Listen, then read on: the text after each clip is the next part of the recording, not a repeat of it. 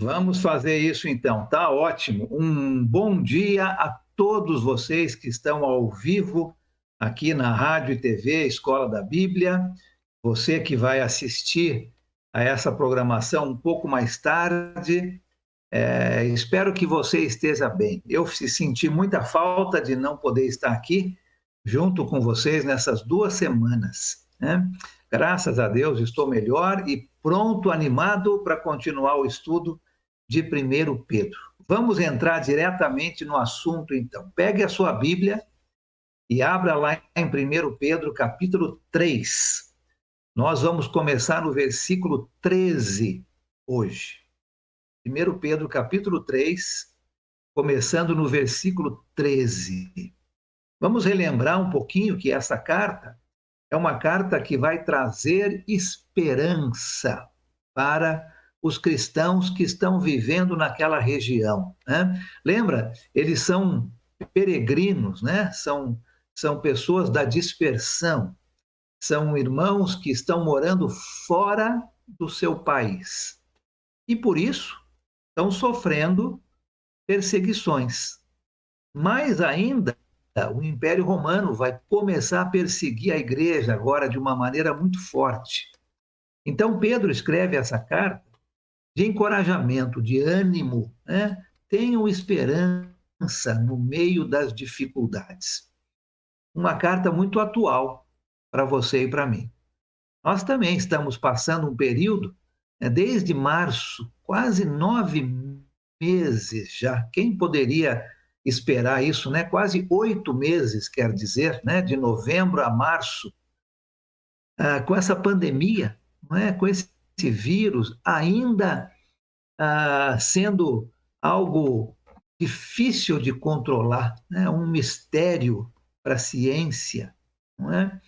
Quem que poderia imaginar que nós estaríamos ainda sem uma vacina, sem um tratamento adequado, receosos, não é, pela nossa saúde e pela saúde dos outros, daqueles mais vulneráveis? Quem poderia imaginar tamanhas dificuldades? E a carta é o mesmo encorajamento para você e para mim. Tenham esperança no meio dessa dificuldade toda. Vamos ler juntos os versículos 13 e 14 e vamos comentar um pouquinho sobre estes versículos. 1 Pedro, capítulo 3, versículos 13 e 14, o texto diz o seguinte: Quem há de maltratá-los se vocês forem zelosos na prática do bem? Todavia, mesmo que venham a sofrer, porque praticam a justiça, vocês serão felizes. Não temam aquilo que eles temem. Não fiquem amedrontados. Interessante, né? Como é que Pedro continua esse texto dizendo: quem que vai maltratar vocês se vocês forem zelosos na prática do bem? Eu tenho 2 versículos aí que gostaria de ler com vocês antes de iniciarmos o estudo hoje. Lembra do que Pedro está perguntando aqui?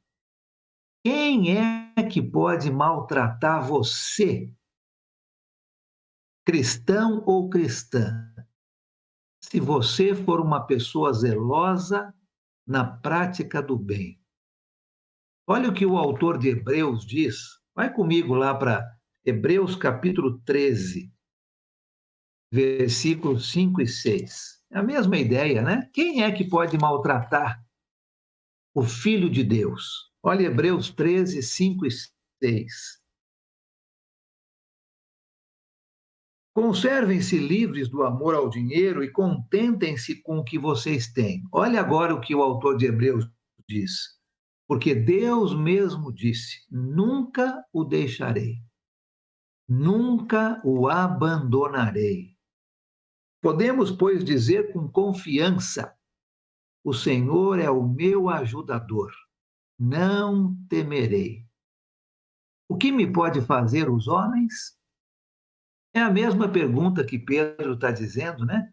Quem é que pode maltratá-los se vocês são zelosos na prática do bem? Deus está dizendo: nunca o deixarei, nunca o abandonarei. Se o Senhor é o meu ajudador, o que me podem fazer os homens? E o profeta Isaías, vai comigo lá para Isaías, capítulo 50, é a mesma ideia. Isaías, capítulo 50, olha comigo o versículo 9. Isaías 50, versículo 9, diz o seguinte: é o soberano, o Senhor que me ajuda. Quem irá me condenar? Todos eles se desgastam como uma roupa, as traças os consumirão.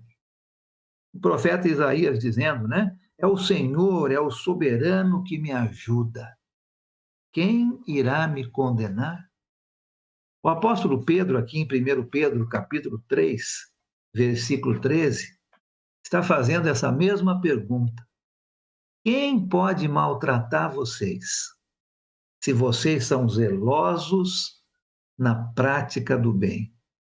Agora, a palavra zeloso é a mesma palavra para zelote. Lembra dessa palavra?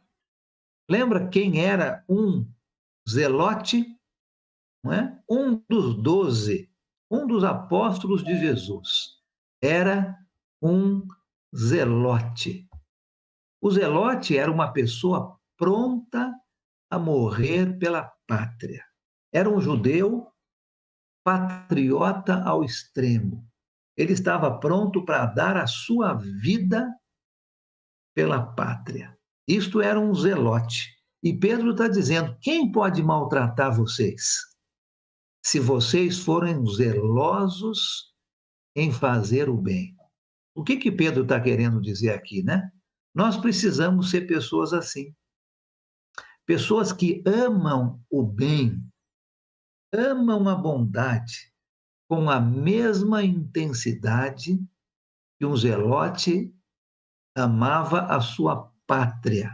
O zelote estava disposto a morrer pela sua pátria. E Pedro usa a mesma linguagem aqui. E eu e você estamos dispostos a amar o bem, né, como fala o versículo 13, forem zelosos na prática do bem, e eu e você estamos dispostos a amar o bem com a mesma intensidade que um zelote amava a sua pátria? A pergunta de Pedro: quem é que pode maltratar o cristão? E a resposta é óbvia, né? Ninguém.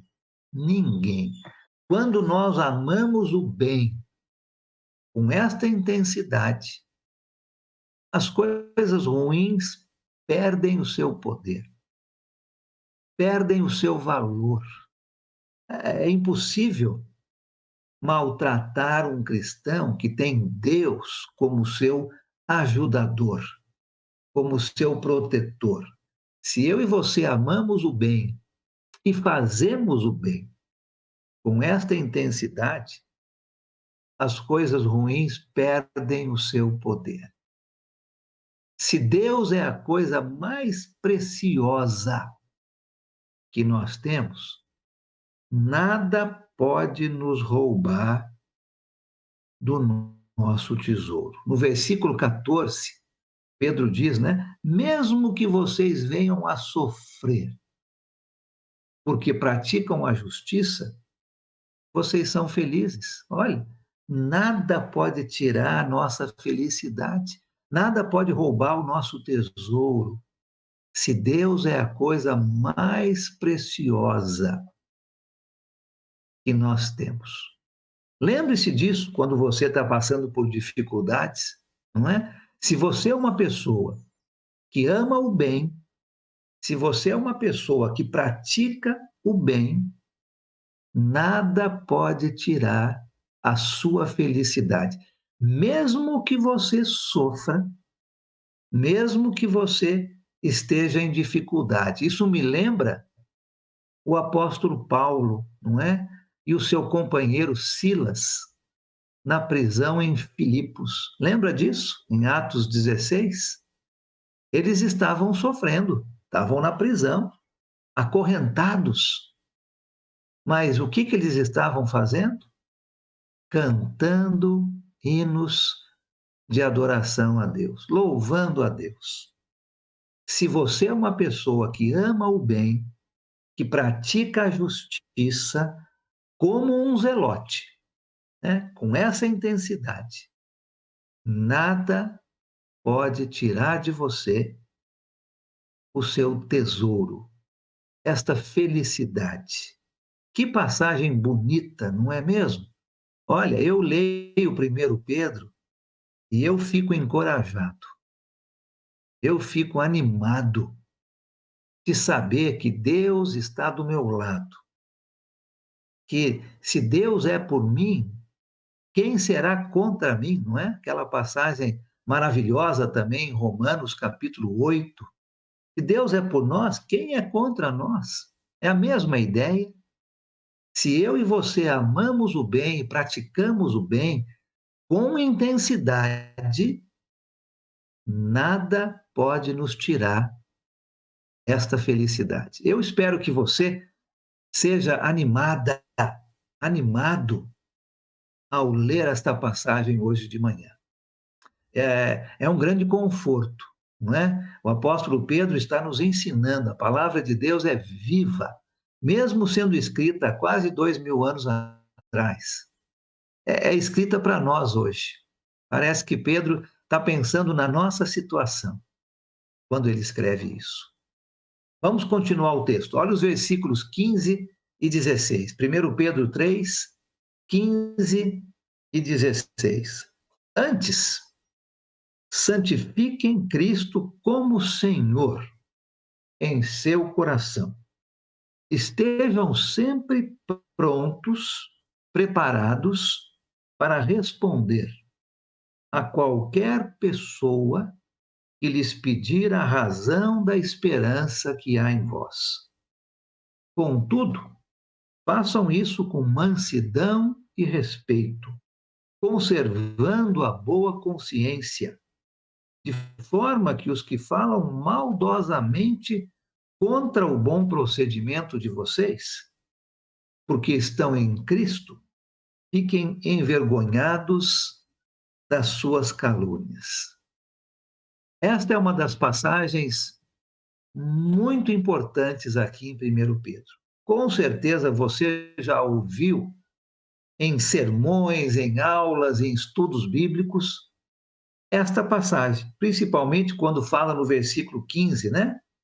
Estejam sempre preparados para responder a qualquer pessoa que lhes pedir a razão da esperança que há em vocês. Vamos falar um pouquinho sobre esse texto, né? Isso implica em uma condição, e a condição é esta: nós precisamos conhecer bem a palavra de Deus. Se você não conhece bem a palavra de Deus, como é que você vai estar preparado ou preparada para responder a qualquer pessoa que lhe pedir a razão da sua esperança, né? Ah, eu tenho esperança em Deus. Ah, então explica isso para mim. Ah, eu não sei explicar muito bem. Não pode ser assim, né? O texto diz que nós temos que estar preparados. E isso implica em conhecer bem a palavra de Deus. E a pergunta que eu quero fazer para você hoje de manhã é esta: você está estudando a palavra de Deus? Você está preparado para responder as perguntas que alguém possa fazer para você com relação à esperança que você tem dos céus, da vida eterna?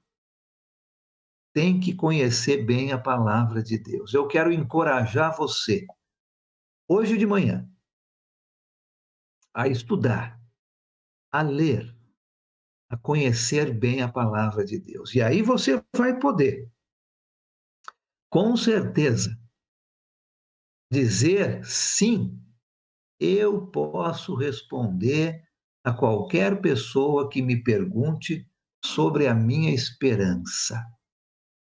Precisamos responder bem as perguntas dos outros. Não é simplesmente dar uma resposta qualquer, mas precisamos responder bem, não é? Preparados para responder a todos que nos perguntam. O final do versículo 16 diz: olha, através do nosso procedimento, através de nossas respostas muito bem feitas, aquelas pessoas que falam mal dos cristãos vão ficar envergonhadas. Por isso que temos que conhecer bem a palavra. Por isso que precisamos responder bem as perguntas dos outros. Agora, como é que eu respondo? O texto nos ensina, né? Como é que eu devo responder a qualquer pessoa que me pedir a razão da minha esperança? Isso é importante. Vamos ver o que o texto nos ensina. Como eu respondo? Eu já sei que eu tenho que estudar a palavra para saber o que responder. Mas como responder? Em primeiro lugar, com razão ou com lógica, né? Temos que responder a qualquer pessoa que pedir a razão da esperança. Então, eu tenho que ter uma lógica na minha resposta. Eu tenho que ter uma certa razão naquilo que eu estou dizendo. O que mais? Com mansidão. Comecinho do versículo 16, né? Façam isso com mansidão e respeito. Como é isso? É uma pessoa que não é arrogante, né? Olha, eu sei e ponto final. Você não sabe, então você tem que estudar. Não. Assim nós estamos sendo arrogantes na nossa resposta. Nós temos que responder com mansidão e respeito, com carinho, né? Procurando ajudar aquela pessoa que nos pede a razão da nossa esperança. O que mais? Não é? Mansidão e respeito. A palavra respeito, ali no versículo 16, é a palavra temor. Não é temor daquele tipo de ficar com medo, mas é temor a Deus, é respeito, é amor. Eu respondo a esta pergunta com respeito, com amor por aquela pessoa que está me perguntando. O que mais? Com uma boa consciência, conservando uma boa consciência. O que significa uma boa consciência? Pelo texto que nós estamos estudando, não é? Pelo contexto aqui em 1 Pedro, significa uma vida limpa, uma vida reta. Eu não posso viver a minha vida de uma maneira e responder de outra. Eu não posso responder àquela pessoa que me pergunta com palavras bonitas, com um bom procedimento na palavra, se a minha vida não reflete isso.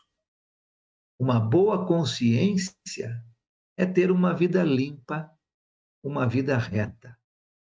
Também significa que a nossa vida, né, a sua vida, a minha vida, deve ser vivida de tal maneira que se torna fácil para os outros acreditarem em Deus. Nós já falamos isso antes e você com certeza já ouviu esta frase dizendo, não é, que talvez a única Bíblia que o seu vizinho, a sua família, o seu colega no trabalho vai ler é a sua própria vida. E é isso mesmo. Uma boa consciência é isto. É uma vida limpa e reta. É uma vida vivida de tal maneira que se torna fácil para os outros quererem ser como você, acreditarem em Deus. Isso vai fazer, no final do versículo 16, com que aqueles que falam mal dos cristãos fiquem envergonhados. Imagina, pensa nessa situação. Pensa que alguém está falando mal de você e você vai na casa dessa pessoa e procura ajudar esta pessoa. Vamos supor que aconteceu ah, um vendaval por aquela região e destelhou a casa. E você sabe que aquela pessoa falava mal de você. E você vai lá e se prontifica e ajuda, trabalha lado a lado com aquela pessoa, arrumando a casa daquela pessoa. Com certeza, aquela pessoa vai ficar envergonhada por ter falado mal de você. É isso que Pedro está dizendo, não é? Vivam a sua vida, essa boa consciência. Vivam a vida de tal maneira que vai facilitar aos outros a quererem se tornar cristãos. É isso que nós temos que fazer, né? Responder com esta boa consciência, responder de uma maneira mansa, com respeito, usando razão e usando lógica. E se fizermos isso, eu vou querer falar um pouquinho mais sobre o final do 16. Se fizermos isso, não é? Aquelas pessoas que falam maldosamente contra o cristão vão ficar envergonhadas nas suas calúnias, porque elas estão falando coisas que não são verdades.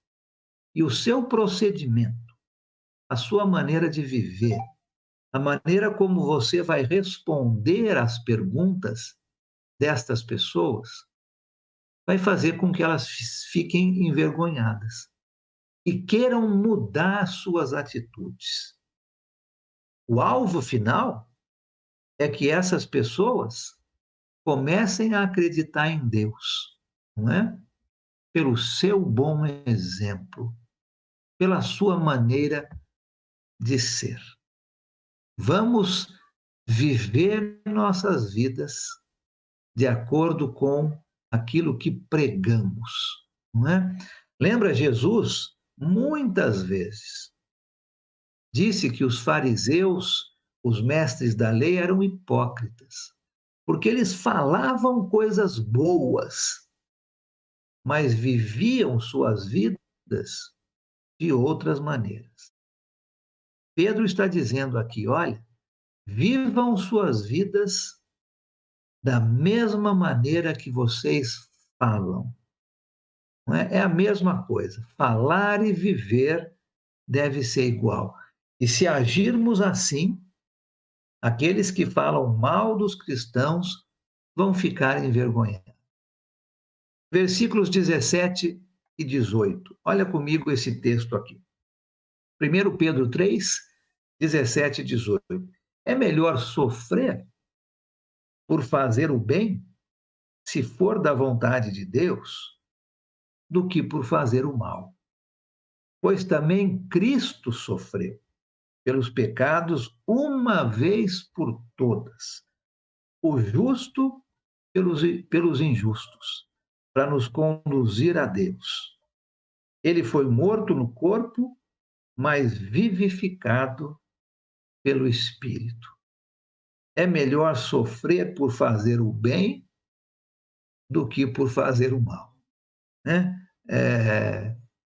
Parece não fazer sentido, né? Sofrer por fazer o bem, Deus está dizendo, se você vai sofrer, vou até mudar um pouquinho isso aqui, não é se, é quando, né? Todos nós vamos passar por sofrimento, né? Deus está dizendo: quando você sofrer, sofra por estar fazendo o bem, não por estar fazendo o mal. Se precisarmos sofrer, porque estamos vivendo nossas vidas de acordo com a palavra de Deus, o nosso exemplo está sendo Jesus, né? Nós estamos seguindo os passos de Jesus. O versículo 18 deixa isso muito claro, né? Jesus também sofreu pelos pecados dos outros. O justo, Jesus, sofrendo pelos injustos, você e eu. Então, quando eu passo alguma dificuldade, quando eu passo por algum sofrimento, por fazer o bem, na verdade, nós estamos seguindo os passos de Jesus. Olha que ideia fantástica, né? Quando eu sofro por fazer o bem, Jesus está sendo o meu exemplo. Cristo morreu por causa dos pecados. Não teve nenhuma outra razão. A sua morte na cruz teve uma razão somente: para limpar o meu pecado e o seu, nos aproximar de novo, nos reconciliar. Que palavra bonita essa, né? Reconciliar com Deus. O justo pelos injustos. Sofreu por fazer o bem.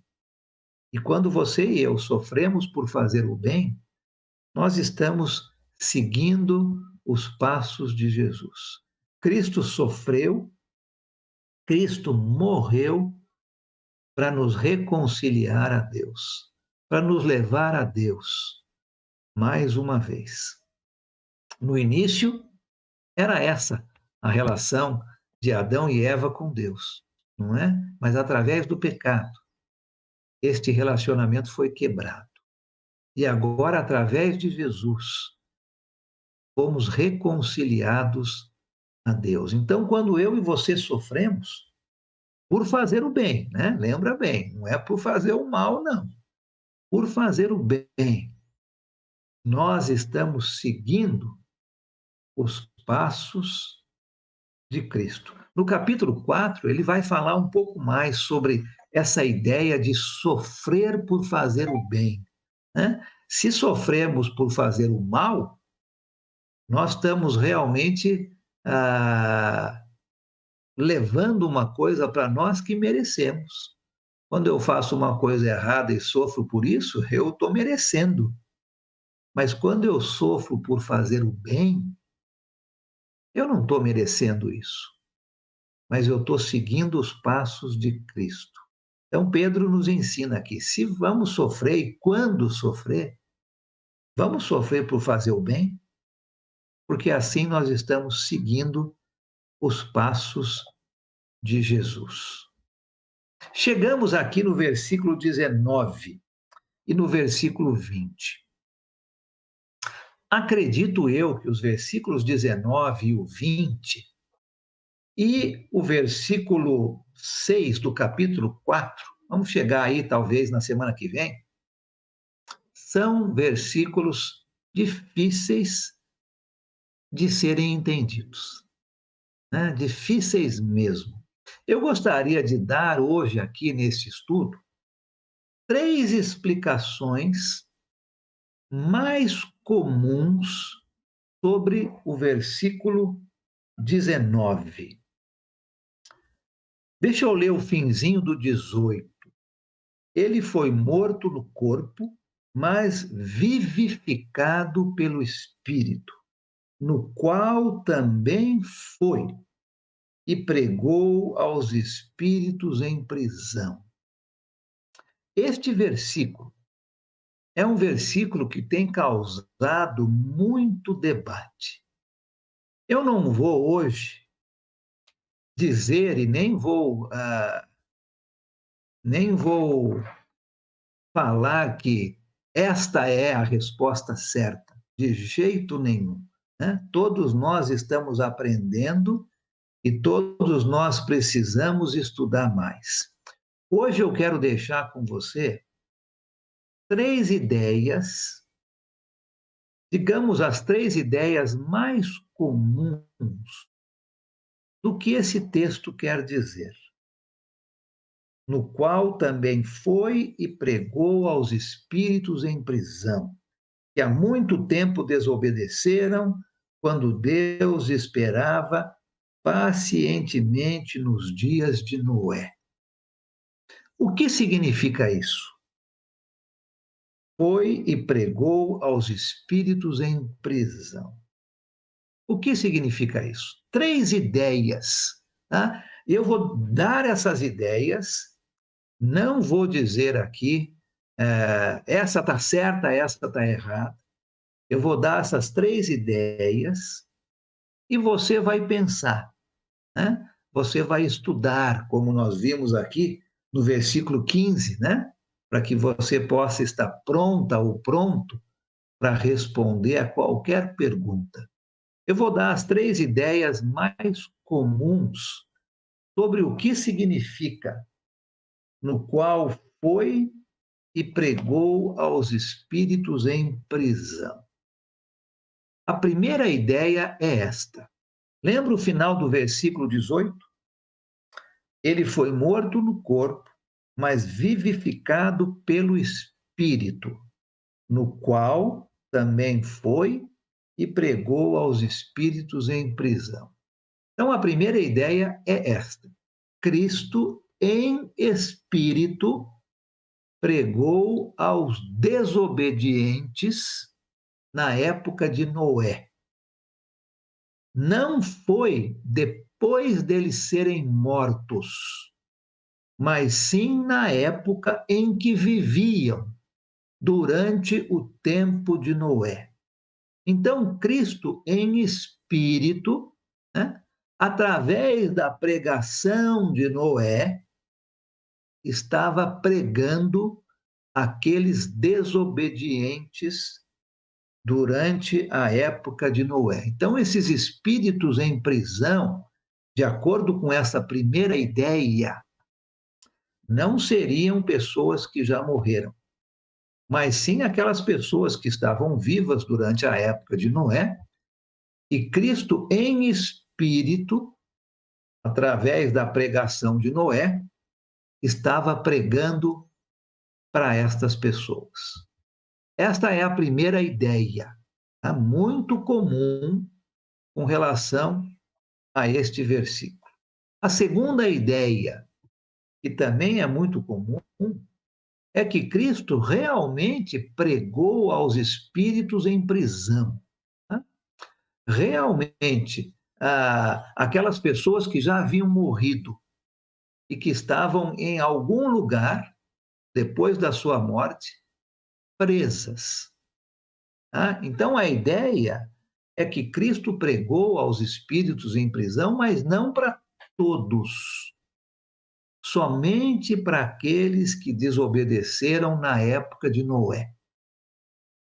Lembra que a época de Noé foi uma época muito ruim na humanidade. Deus, então, decidiu destruir o mundo, né, através de um dilúvio, por causa da imoralidade, por causa de tanta ruindade que havia na humanidade. Essas pessoas eram horríveis e mereciam uma segunda chance, segundo esta ideia.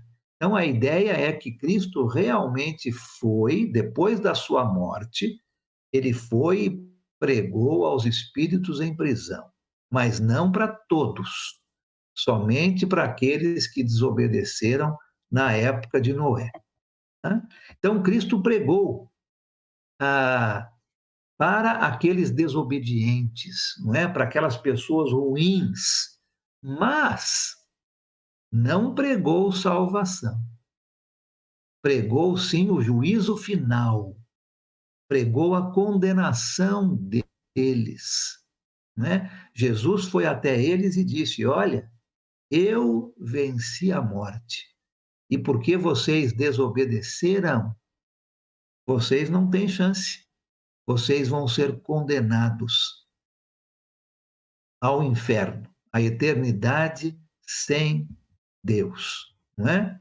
A ideia aqui é que Cristo pregou somente para alguns. Tem dois grupos de pessoas neste alguns. O primeiro era para aqueles desobedientes na época de Noé, que não teriam chance, não é mesmo? E vão ser condenados. O segundo grupo de pessoas, para quem Cristo pregou, segundo esta ideia, era para aqueles justos no passado e libertou eles da prisão e levou eles para o paraíso. Então, Jesus vai àqueles espíritos que estão em prisão, tá? Não seriam pessoas ruins, mas são aqueles que estão aprisionados, e Jesus então os leva para o paraíso, para o seio de Abraão. Jesus abriu então os portões dos céus com a sua morte para todos os justos. E a pregação de Jesus então foi para uns condenação, para outros salvação. E a terceira ideia, muito difundida também sobre este versículo, é que Cristo foi literalmente ao mundo dos mortos e pregou o evangelho. E a salvação foi então ouvida por todos. Tá? Três ideias bem diferentes uma das outras, bem difundidas sobre este versículo. Dá para ter uma ideia, não é, que este versículo é um versículo difícil, um versículo onde precisa ainda muito estudo para se entender muito bem este versículo. Recapitulando, então, as três ideias, não é? A primeira é que Cristo em espírito, na época de Noé, através de Noé, pregou para aqueles que estavam vivos, aqueles que estavam vivendo durante o tempo de Noé. Sabemos que eles não ouviram, não se arrependeram, não acreditaram. Essa é uma ideia. A segunda ideia é que Cristo foi realmente, depois da sua morte, pregar aos espíritos em prisão, mas não para todos. Duas ideias aqui debaixo dessa segunda ideia. A primeira, ele foi pregar somente para os desobedientes na época de Noé. Foi mostrar para eles, não é? A salvação. Mas não pregou salvação, mas sim o juízo final e a condenação deles. O outro grupo de pessoas para quem Cristo pregou foi para aqueles justos que morreram no passado. E Jesus, então, abriu o caminho para os céus, tirou eles da prisão e levou-os para o paraíso. E a terceira ideia é que Cristo foi e pregou para todos aqueles mortos. E a salvação foi ouvida por todos. Um versículo difícil realmente de ser entendido, e eu vou deixar com você essas três ideias. Você, de acordo com o contexto, estude de novo, veja bem qual a passagem se encaixa melhor e vamos para frente. Quando nós chegarmos no capítulo 4, no versículo 6, parece que Pedro retoma esta ideia. E quando eu chegar ali, eu vou tratar um pouquinho mais sobre estas ideias. Tá bom? Mas eu vou deixar essas três ideias aí sobre o versículo 19. Porque, para mim, o mais importante nesse texto é o que Pedro vai tratar do versículo 20 ao 22. Para mim, esse é a parte importante aqui nesse texto. Eu queria finalizar hoje com esses três versículos. Vamos ler 1 Pedro 3, 20 a 22. que há muito tempo desobedeceram quando Deus esperava pacientemente nos dias de Noé, enquanto a arca era construída. Nela, apenas algumas pessoas, a saber, 8, foram salvas por meio da água. Isto é, representado pelo batismo, que agora também salva vocês. Não a remoção da sujeira do corpo, mas o compromisso de uma boa consciência diante de Deus, por meio da ressurreição de Jesus Cristo, que subiu aos céus e está à direita de Deus. A ele estão sujeitos anjos, autoridades e poderes. Vamos falar um pouquinho sobre o final do capítulo 3. Interessante que o apóstolo Pedro faz uma comparação aqui, não é, de Noé com Cristo.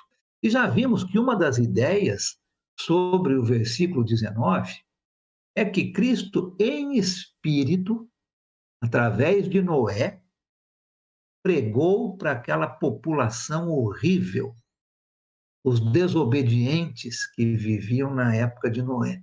E aqui ele faz essa comparação de Noé com Cristo. Interessante que ele fala também, no versículo 21, que o batismo salva. Olha, eu quero enfatizar este ponto. Existem muitos que ensinam que o batismo não é para salvação. Que o batismo é somente uma confirmação tardia daquilo que você acredita, não é? Muitas pessoas ensinam que você simplesmente precisa levantar sua mão, aceitar Jesus no seu coração e você já está salvo. Depois, você vai estudar um pouco mais e vai se batizar para confirmar o que você já havia falado antes. Isto não é o que a Bíblia ensina. Deixa eu deixar isso claro. Isto não é o que a Bíblia ensina. Pedro está dizendo aqui que, da mesma maneira que aquela água salvou Noé, a sua esposa, seus 3 filhos e as 3 esposas dos seus filhos, 8 pessoas, da mesma forma que a água salvou 8 pessoas, o batismo também salva.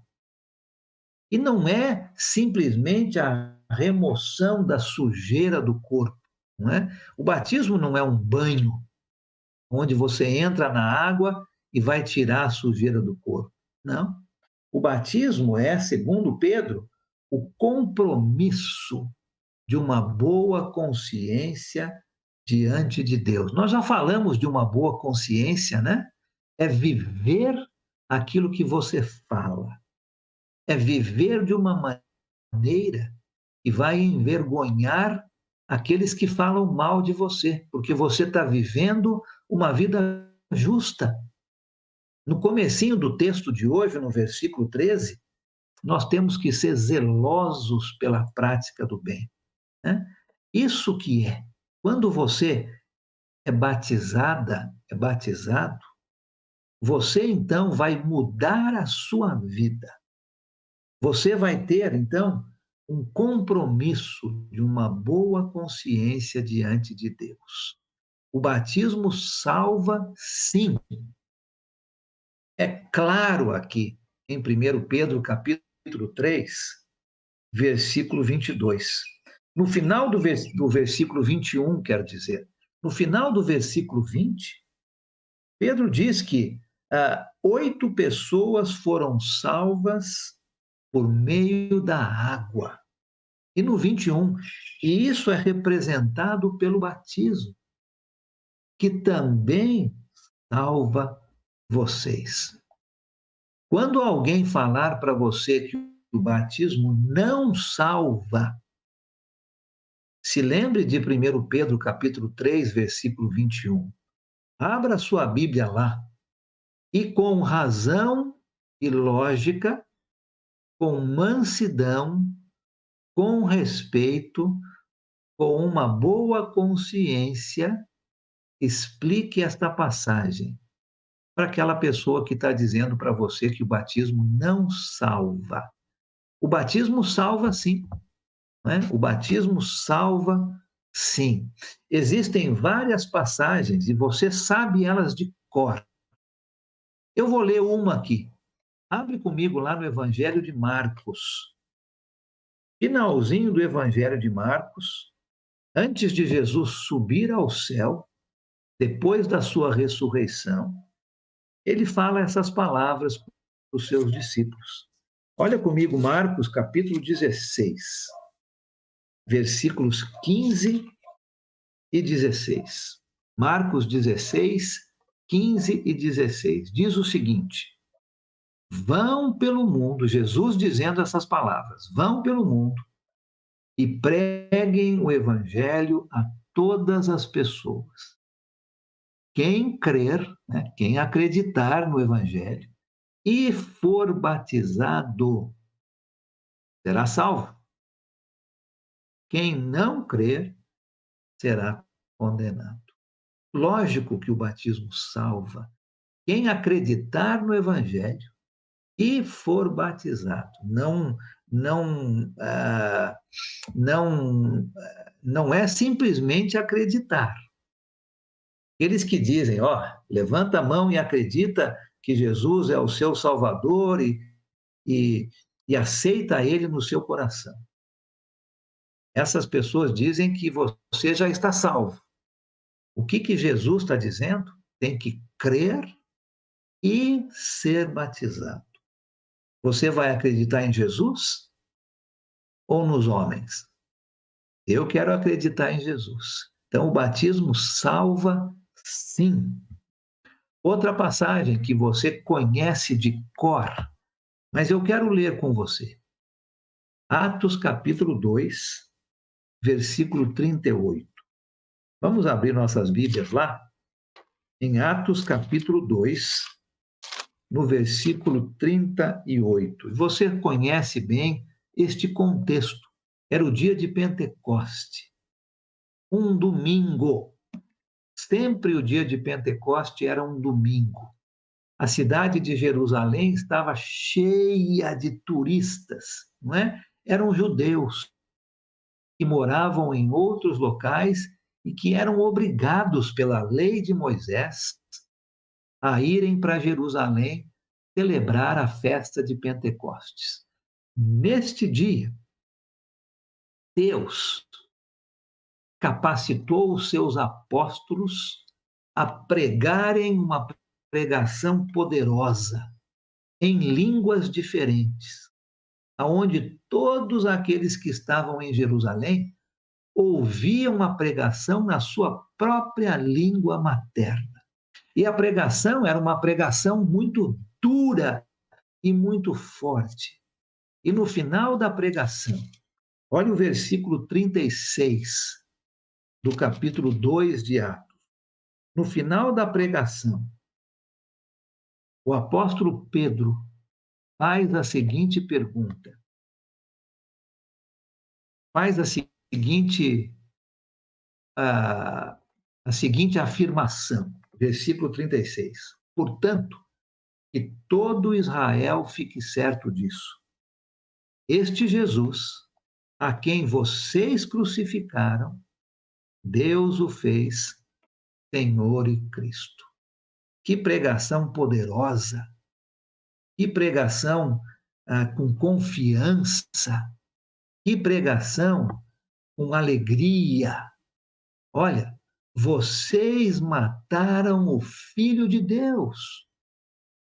Coragem, né? Uma pregação corajosa. E a resposta veio no versículo 37.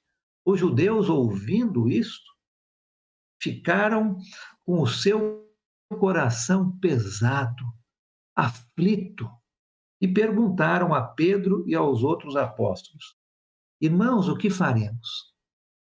Se nós matamos o Filho de Deus, tem solução para a nossa vida? E a resposta é no versículo 38, que é o nosso texto, né? Pedro respondeu: sim, tem solução. A solução é esta: arrependam-se e cada um de vocês seja batizado em nome de Jesus Cristo. E aqui você tem o propósito do batismo. Por isso que o batismo salva. Olha o propósito. Cada um de vocês seja batizado em nome de Jesus Cristo para perdão dos seus pecados e receberão o dom do Espírito Santo. Como que eu posso ser salvo sem o perdão dos meus pecados? Como que eu posso ser salvo só levantando a minha mão? Eu ainda tenho pecados. É quando eu me batizo que eu recebo o perdão dos meus pecados. Aí sim eu estou salvo, porque estou sem pecado nenhum. Quando eu me batizo, eu recebo o Espírito Santo habitando dentro da minha vida. Ah, sim, o batismo salva. Mais uma passagem e vamos terminar aqui com essa parte. Vai lá para o livro de Atos, se você está no capítulo 2, pula para o capítulo 22. Atos, capítulo 22, versículo 16. O apóstolo Paulo aqui está se defendendo, né, de acusações. E aqui no capítulo 22, no versículo 16, Paulo está lembrando o que aconteceu com ele quando ele teve aquela visão de Jesus na estrada para Damasco. E o que aconteceu com ele quando ele chegou em Damasco. Olha o versículo 16. Vamos pelo contexto, vamos ver o versículo 12, começar no versículo 12, Atos 22, versículo 12. Paulo recontando a sua história, e ele diz: um homem chamado Ananias, fiel seguidor da lei, muito respeitado por todos os judeus que ali viviam, veio ver-me e, pondo-se junto de mim, disse: irmão Saulo, recupere a visão. Naquele mesmo instante, pude vê-lo. Então ele disse: o Deus dos nossos antepassados o escolheu para conhecer a sua vontade, ver o justo e ouvir as palavras da sua boca. Você será testemunha dele e a todos os homens daquilo que viu e ouviu. Olha o versículo 16 agora. Ananias dizendo para Paulo: e agora? O que você está esperando? Levante-se, seja batizado e lave os seus pecados, invocando o nome dele. É no batismo que eu tenho os meus pecados perdoados. E só assim eu posso ser salvo. Não antes, mas no batismo. 1 Pedro 3, 21. O batismo salva. Muito importante esta passagem. E Pedro continua dizendo lá em 1 Pedro, volta lá para 1 Pedro 3, 21. Né? O batismo não é uma limpeza física, já falamos disso. Você não entra na água para tomar um banho, mas é sim uma resposta de uma boa consciência, baseado na ressurreição de Cristo, não é? Cristo morreu, foi sepultado e ressuscitou. No batismo, nós morremos para aquilo que éramos antes. Somos sepultados, o batismo é imersão. Só assim é o corpo sepultado na água. E quando saímos da água, uma ressurreição, como Cristo, uma nova vida, sem pecado e com o Espírito Santo de Deus habitando dentro do nosso corpo. Que privilégio o cristão e a cristã têm de ter o Santo Espírito habitando dentro da sua vida e de ter os seus pecados perdoados por Jesus. Versículo 22, para terminarmos o nosso texto hoje. 1 Pedro, capítulo 3, volta lá comigo. Versículo 22, um versículo importante aqui, não é? Jesus Cristo que subiu aos céus e está à direita de Deus. A ele estão sujeitos anjos, autoridades e poderes. Tudo está sujeito a Jesus. Mostra o poder e a autoridade que Cristo tem. Talvez, naquela época, os cristãos estão vendo o poder e a autoridade do imperador, não é? Tudo estava sujeito à autoridade do imperador romano. Pedro está relembrando aqueles cristãos: olha, tenham esperança. Vocês estão vendo o imperador romano e todo o poder que ele tem? Nem se compara a Jesus, com todo o poder que Jesus tem. Jesus, quando ressuscitou, subiu aos céus, está à direita de Deus. E tudo está sujeito a Jesus. Anjos, autoridades e poderes. Tudo está sujeito a Jesus. Que passagem bonita, não é mesmo? Tem um versículo ali ou dois que são difíceis. Mas olha, não vamos nos concentrar naquele versículo. Sinceramente, não vai mudar nada a minha salvação se eu entendo aquele versículo de um jeito ou de outro.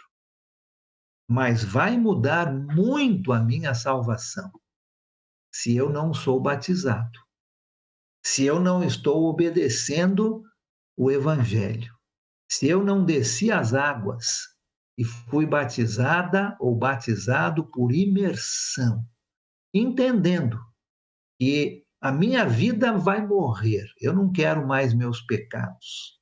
Eu aceito Jesus como Senhor da minha vida. Quando eu sou imerso nas águas, Deus retira os meus pecados e me dá o seu Santo Espírito para habitar em mim. Ah, isto é importante. Isto é importante. O que significa que Jesus desceu e pregou os espíritos em prisão? Olha, não vai mudar a minha salvação. Mas o fato de eu ser ou não batizado por imersão, com o entendimento correto, isto vai mudar a minha salvação. Isto é o importante. Né? Eu quero terminar hoje com este pensamento. Examine bem sua vida. Você que está nos vendo e ouvindo hoje, que ainda não aceitou Jesus como o Senhor da sua vida, que ainda não foi batizado ou batizada por imersão, tem que fazer, porque é aí que você recebe a sua salvação. É no momento do batismo que os seus pecados são perdoados e você recebe o Santo Espírito de Deus. Esta é a parte importante do texto de hoje, não é? Vamos viver nossas vidas com esta boa consciência, estando preparados a responder a todos que nos perguntam. Tem que estudar a Bíblia para isso. E o importante no final do capítulo 3, o batismo salva. Tenha certeza de que você fez da maneira certa. Se não, peça ajuda. Com certeza, qualquer pessoa aqui da rádio vai poder te ajudar com a sua dúvida.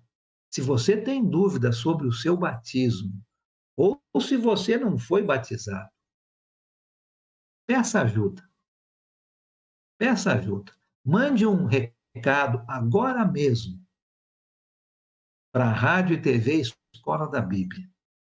E com certeza alguém, com toda a alegria, vai ajudar você. Mande um recado para mim. Eu vou ter o maior prazer em estudar e ajudar você a ser uma pessoa salva em Cristo Jesus. Deus abençoe você